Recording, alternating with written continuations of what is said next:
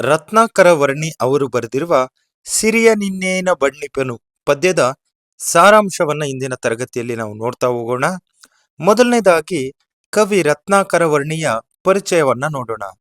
ಕನ್ನಡದ ಶ್ರೇಷ್ಠ ಕವಿಗಳಲ್ಲಿ ಒಬ್ಬರಾದಂತಹ ರತ್ನಾಕರ ವರ್ಣಿಯವರ ಕಾಲ ಕ್ರಿಸ್ತಶಕ 1557. ಈತನ ತಂದೆಯ ಹೆಸರು ದೇವರಾಜ. ದಕ್ಷಿಣ ಕನ್ನಡ ಜಿಲ್ಲೆಯ ಮೂಡುಬಿದಿರೆ ಈತನ ಜನ್ಮಸ್ಥಳ.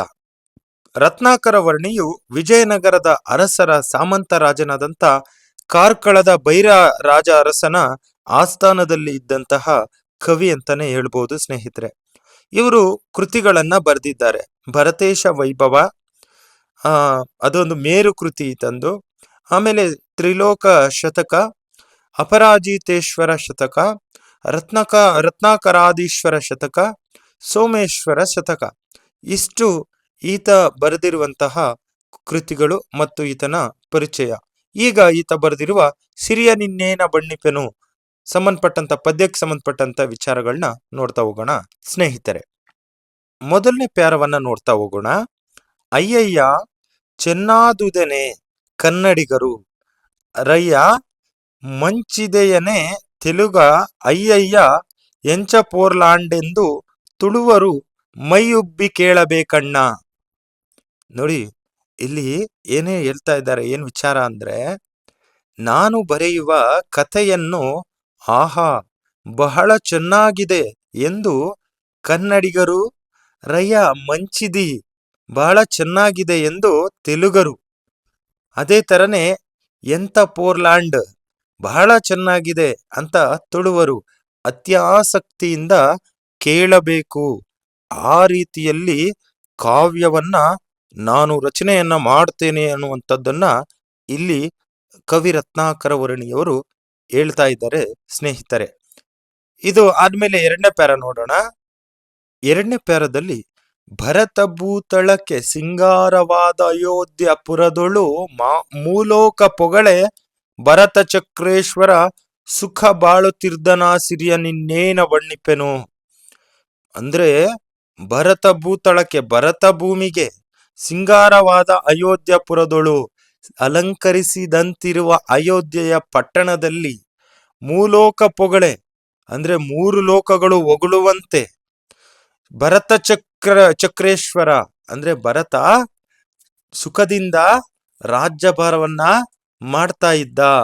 ಆತನ ಆ ಒಂದು ಸುಖವಾದಂತಹ ರಾಜ್ಯ ಭಾರವನ್ನ ನಾನು ಇನ್ನೇಗೆ ವರ್ಣಿಸ್ಲಿ ಅನ್ನುವಂತಹ ಪ್ರಶ್ನೆಯನ್ನ ಹಾಕೊಳ್ತಾ ಇಲ್ಲಿ ಭರತನನ್ನ ಹೆಮ್ಮೆಯಿಂದ ಕೊಂಡಾಡ್ತಾ ಇದ್ದಾನೆ ರತ್ನಾಕರ ವರ್ಣಿ. ವಿದ್ಯಾರ್ಥಿಗಳೇ, ಈಗ ಮೂರನೇ ಒಂದು ಪ್ಯಾರವನ್ನ ನೋಡ್ತಾ ಹೋಗೋಣ. ಇನ್ನು ಮೂರನೇ ಪ್ಯಾರ, ಆ ವಿಭುವ ಒಂದಿನ ಅದು ಉದಯದೊಳೆದ್ದು ದೇವತಾರ್ಚನೆಯನ್ನು ಮಾಡಿ ಚಾವಡಿ ಗೈದಿ ತಾನೋಲಗವಾದೊಂದು ಶ್ರೀ ವಿಲಾಸವ ನೇನೆನೆಂಬೆ.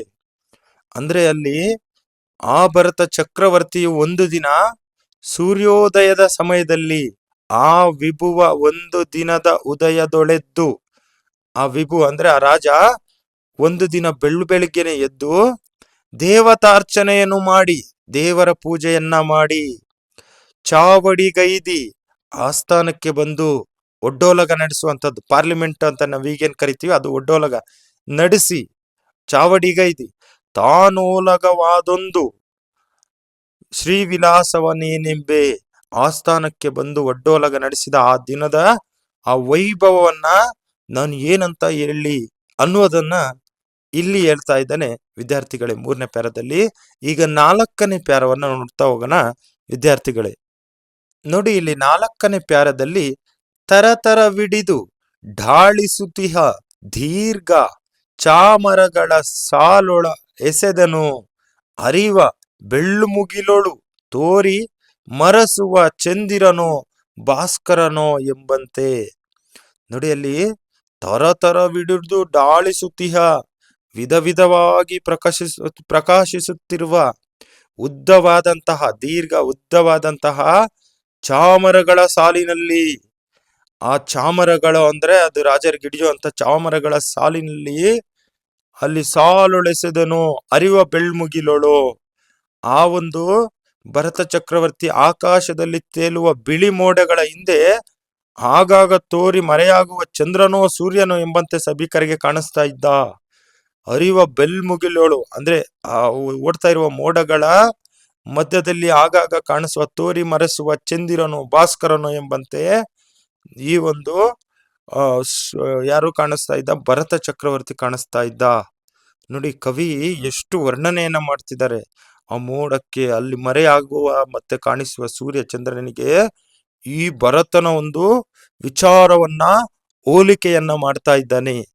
ಆ ಒಂದು ಅದಕ್ಕೆ ಇಲ್ಲಿ ನಾನು ಒಟ್ಟಾರೆ ಪದ್ಯವನ್ನ ಅಲ್ಲಿ ಬಣ್ಣಿಸುವೆನೋ, ಹೆಂಗೆ ನಾನು ವರ್ಣಿಸ್ಲಿ ಅನ್ನುವಂಥ ವಿಚಾರವನ್ನ ಹೇಳಿರುವಂಥದ್ದು. ಇಷ್ಟು ನಿಮ್ಮ ಪದ್ಯಕ್ಕೆ ಸಂಬಂಧಪಟ್ಟಂತಹ ವಿಚಾರಗಳು. ಈ ವಿಡಿಯೋ ನಿಮಗೆ ಇಷ್ಟ ಆಗಿದ್ರೆ ದಯವಿಟ್ಟು ನಮ್ಮ ಫಸ್ಟ್ ಬಟನ್ ಯೂಟ್ಯೂಬ್ ಚಾನಲ್ಗೆ ಸಬ್ಸ್ಕ್ರೈಬ್ ಮಾಡಿ, ಲೈಕ್ ಮಾಡಿ, ಕಾಮೆಂಟ್ ಮಾಡಿ ಅಂತ ಹೇಳ್ತಾ ಈ ವಿಡಿಯೋನ ಮುಗಿಸ್ತಾ ಇದ್ದೀನಿ. ಇಂಥದ್ದೇ ಮತ್ತೊಂದು ವಿಡಿಯೋದಲ್ಲಿ ಸಿಗೋಣ. ಅಲ್ಲಿವರೆಗೂ ನಮಸ್ಕಾರ. ಜೈ ಹಿಂದ್, ಜೈ ಕರ್ನಾಟಕ.